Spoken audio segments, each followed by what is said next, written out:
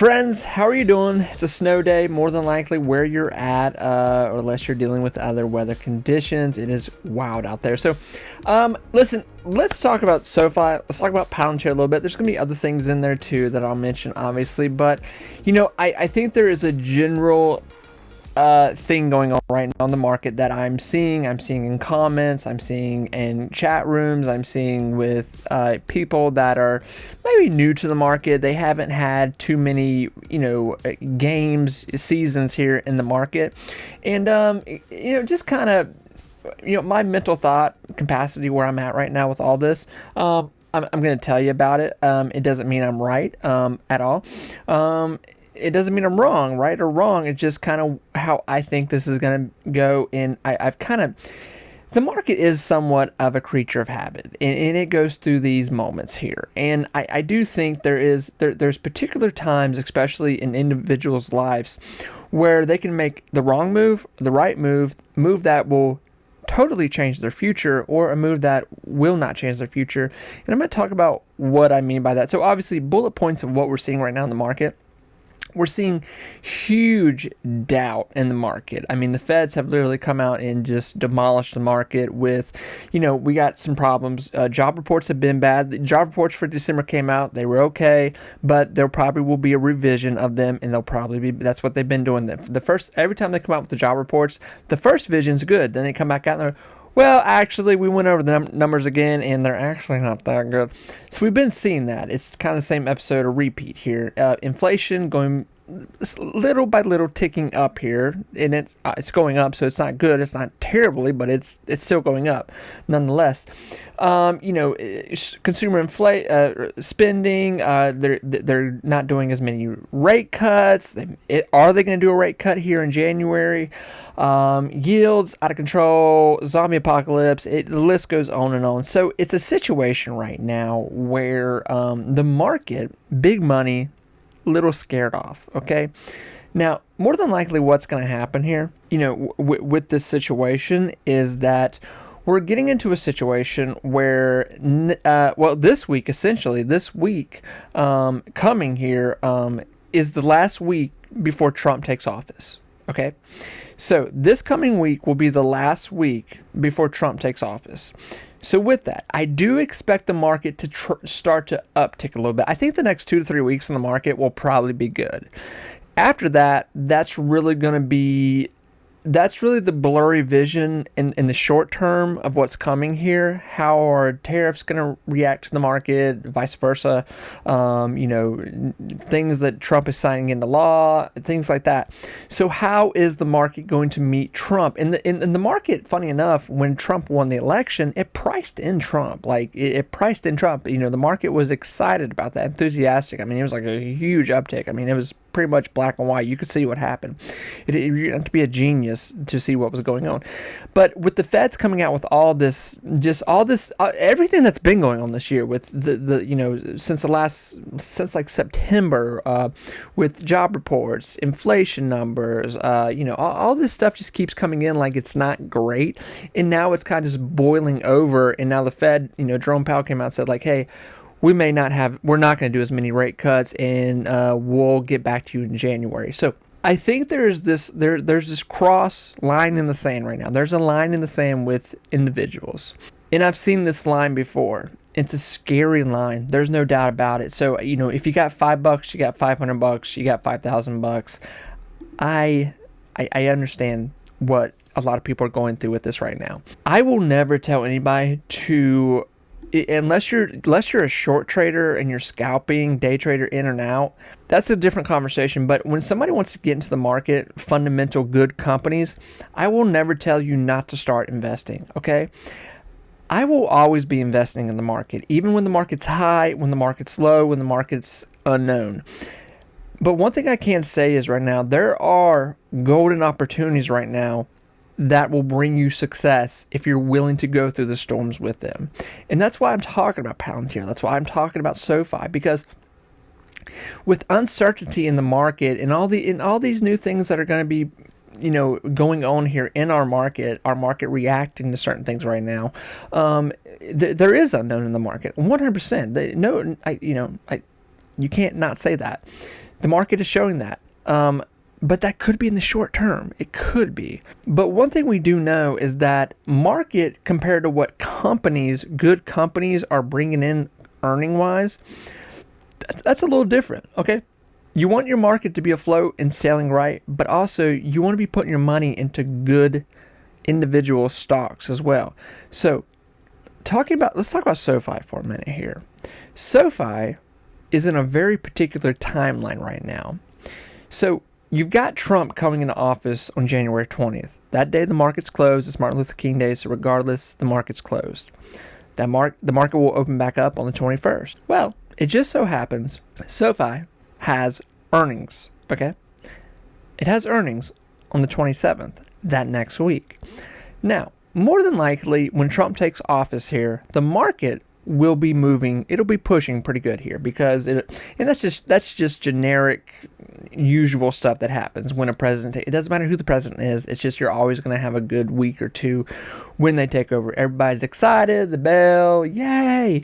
It's just a hype. Everyone's excited. It's a time of money being pushed into the market. You know, index funds moving around, investors, where they're going here, new bills in place, yada, yada, yada. SoFi will more than likely, at that point, you know, I expect in that week, if not this week coming, we'll be back in a $15 to $16 range. I don't think that's crazy to say at all. The situation that could possibly be happening that SoFi is looking for, and I believe it's going to capture it here, is when SoFi releases these next earnings. Now, obviously, if you're new to SoFi here, the last earnings that SoFi released, they were their biggest ones. And then on top of that, they had huge deals come in. You know, they were, you know, SoFi talks to investors a lot. This is one thing that I love about SoFi. They're not quiet, they talk. Their CEO, he talks. And that is very good. When the CEO does not show his face or doesn't talk, that's when I get a little scared. That's when I'm like, I don't know why they're not talking to people. I don't like this. But with SoFi is nailing quarterlies. They're getting big deals, contracts. Their customer basis is growing at an insane rate, especially with the younger generation. SoFi is going. It's not going anywhere. This is not a company that's like, yeah, it's growing a little bit. Maybe if we stick with it a few more years, maybe we'll get something out of it. That's not the conversation here with SoFi. SoFi is like, it's going. I do believe that SoFi is going to catch people off guard. I believe that's going to catch people off guard because of what I'm seeing in chat rooms and stuff. I think a lot of people think like, you know, SoFi, you know, I think it's going to go back down to a $7 to $10 range. If SoFi, which they should, they capture these next quarterlies, even if they just meet expectations, it's still a win for them. SoFi is going to continue here in 2025 to continue to rise up in price. Okay, but the thing that you need to be afraid of right now is that SoFi 100% could be in a situation where it comes out with its next earnings here, 3 weeks at this point, barely, and they're just amazing. They're like, oh my God. Plus SoFi comes out and says like, hey, by the way, we're going to do this deal. That is the situation where you go like, oh crap, I should have been buying at this $13, $14 range here. You know me, I'm not going to come on here and say bad things about SoFi. I'm just not. There's more good than there is negative, okay? That's the real situation. It's a growing company. It is in the moment stage right now of huge growth. 100%. Okay. I think a lot of us see that. You either see the painting on the wall, writing on the wall, or you don't. Okay. We don't know how to make that much clear to you. The forecast, and this is a hard forecast here for the earnings of 2025 here. I've got it right here. This is kind of the estimated time zone. I can't talk today. Time zone of when they're going to release their earnings this year. So, you got 428, you got 728, and then you got 1027. We're going to be going into new price points here with all those earnings, no doubt about it. I do believe that there's two big things. There's a negative and a positive right now with SoFi. And this is where I'll bring the double-edged sword. So if you want some negative news with it, here's my negative thought with it. I do believe that SoFi is going to keep knocking off these quarterlies where it's going to be like, got that quarterly. It's going to keep producing good quarterlies. My concern is where SoFi meets the market. What is the market going to do in the short term this year? Is the market, after the hype dies down here in January, is the market going to like regroup, reassess what's going on and have some sell off? Or is the market going to like start to pick up pace again? It's going to be exciting. It's going to move. There's going to be money pumped into it. It's going to react to Trumpism in the market what he does. That's the unknown right now. That's it. And obviously, too, the big thing with that, what are the Feds going to do? Are the Feds going to continue to? Are they going to do a rate cut? How many rate cuts? Are they really just going to do 2 rate cuts this year, or are they going to do more? Are they lying to us? Are they not going to do rate cuts? That would be, and if they don't do as many rate cuts, which the markets are reacted to that. But imagine if they say like, hey, we're actually not even going to do 2 rate cuts, or the one we were going to do in January, we're actually going to hold that one back. With that, those are things that will push, they'll hold the market down. And they'll hold SoFi down too on a little bit of a hype going into SoFi, okay? But if you're wanting to put your money in something that's growing and that over time is going to continue to do well, okay? I can't stress enough how much SoFi is that stock. I mean, I don't know what more people want out of a stock right now when they're producing great earnings, customer basis, deals, innovation, everything. I don't know how much more people want out of it. So I think right now SoFi at this price zone is a steal. I think it's a steal for what's coming here later in the year. And like I said, with that line in the sand right now, and I'll say the same about a lot of stocks. People are going to make mistakes right now. They're making mistakes right now because I see it. I see it at personal friends that I have. They go like, yeah, I'm just going to wait. I don't know where the market's going. I'm just going to wait. I saw people say that last January. I saw people say that last January in the market. I saw them on chat rooms. I saw them in my personal life. Friends, colleagues. I saw family members. I saw people say that. They lost out. When they bought? They bought the stuff when it was going crazy, when it's all time.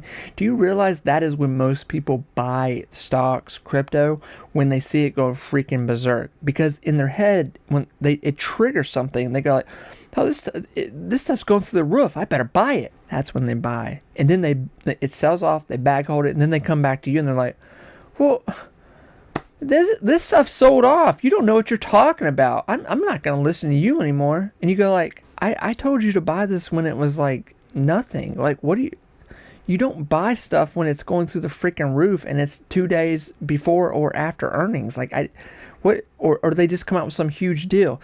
So I think a lot of people probably experience that invest in, you have friends or family members, you've probably had those conversations with them. So, and trust me, I have a YouTube channel, TikTok, all that, where I yap my mouth about stocks and TikTok, stocks and crypto. I get that comment 100 times a day because, people watch videos from all time spans of me doing this. And, I see that comment all the time. And I'm like, all right, there are some amazing deals right now in the tech field. I mean, there's just amazing deals in the tech field. You got the NASDAQ, who is still doing very well. Some sell-off, but still, I mean, it's doing well. S&P, the Dow, everything's doing well. AMD here, Advanced Micro, the stock is sold to 116. I think that's a steal for what's coming later in the year. NVIDIA's going to be coming out with quarterlies again here sooner than we think. And they're gonna blow expectations away again. I mean, they're just gonna. It's not like SoFi stopped making money at this point. They just came out with their new chip. In their software. That's where NVIDIA makes most of their money. If you know that, it's their technology, their software. So with that conversation, there's a lot of great tech stocks out there. And I know those two right there are pretty pricey, but I mean, you can go down the line with, Meta, big ETFs that have a lot of tech stocks, and, VU, stuff like that. Tesla. I mean, the list goes on. And I'm going to talk more about Big Bear. A lot of people have been commenting about Big Bear. I'm still in Big Bear. I actually am probably about to put a little more money in Big Bear if it sells off a little more. I'm kind of hoping Big Bear sells off a little more because I'm gonna buy more of it. And it's totally a wild card. There's no guarantee that it's going to work out. I still feel that way 100%. But they have been acquiring more deals, so that is what is. That's what's making me think that these next earnings might at least meet expectations. So Palantir, I finally get to it here. It essentially what I have to say about Palantir is essentially a lot of it what I said about SoFi. I think a lot of people are this time next year are going to be very upset with themselves. The last time I talked about Palantir, I talked about how people are comparing it to Oracle. Okay. That Dan Ives says, like, hey, I believe Palantir is going to be the next Oracle, where it's just going to, have a huge run here in 2025. And there's plenty of evidence to support that, 100%.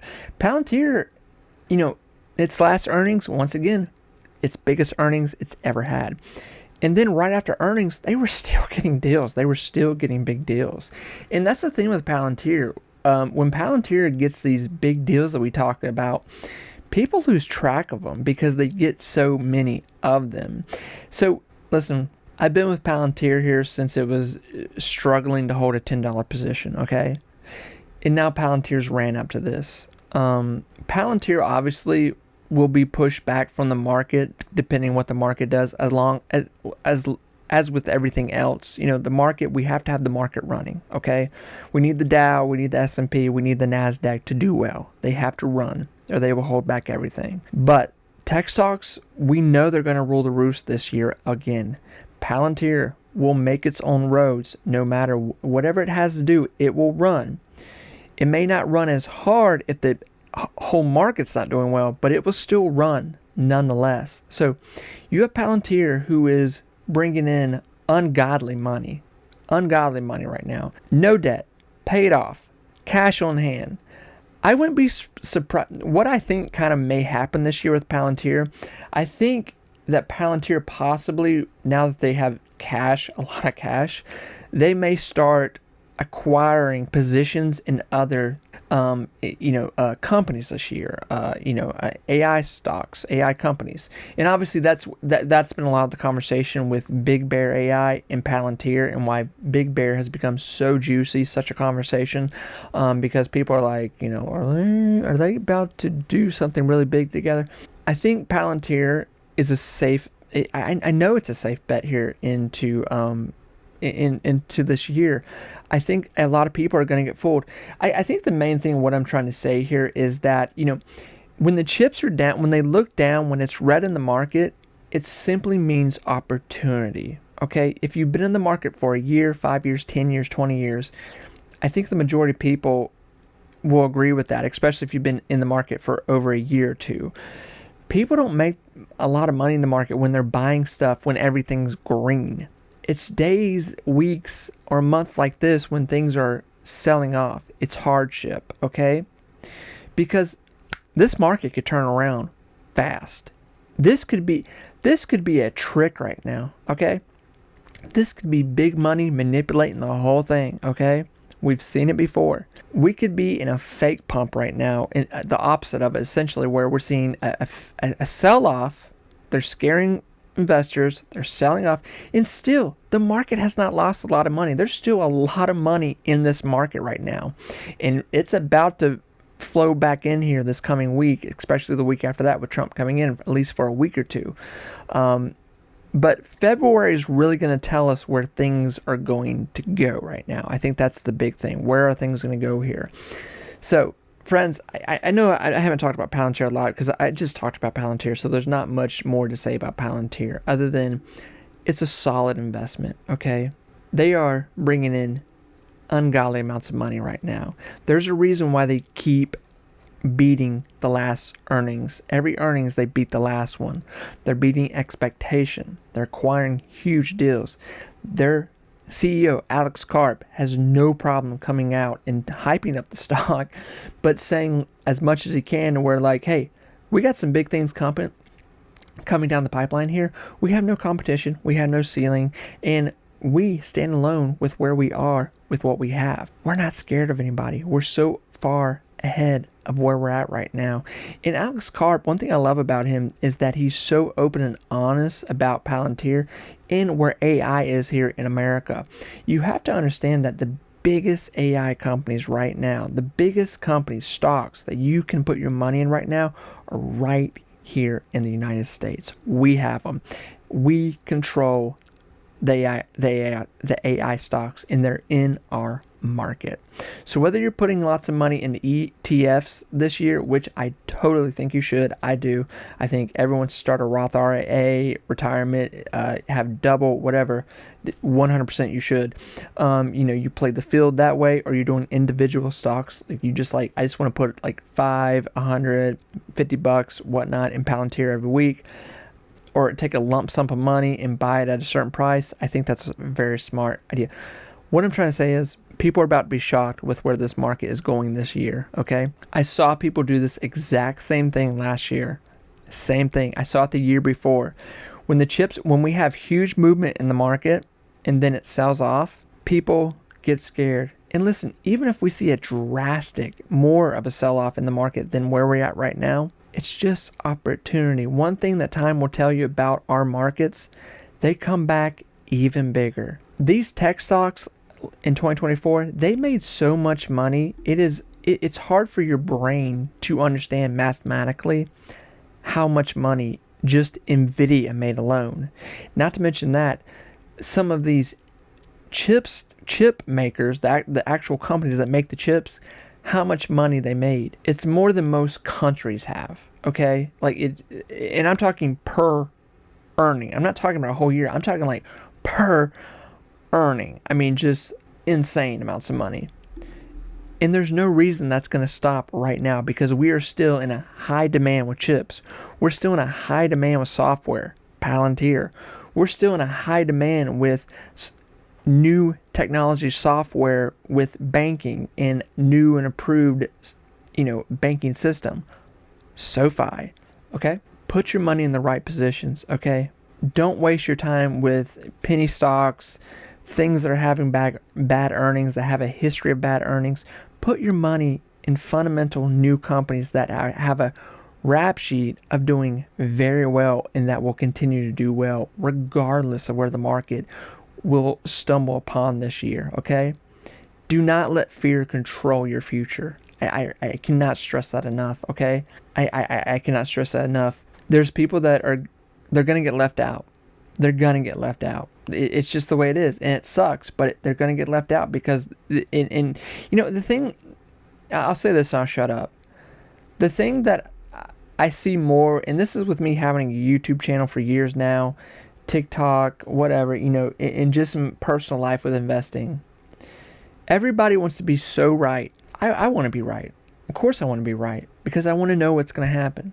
But one thing I have learned that the market has showed me as a human being is that you're not always going to be right. You're not always going to have the answers.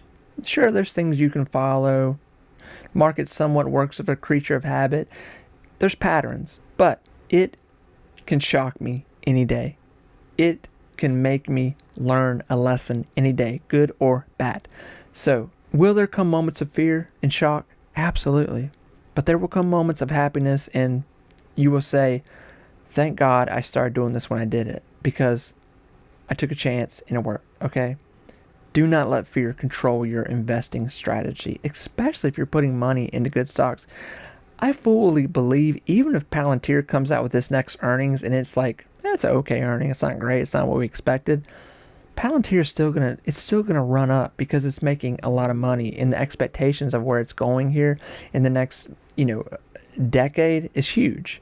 Okay, Oracle did the same thing.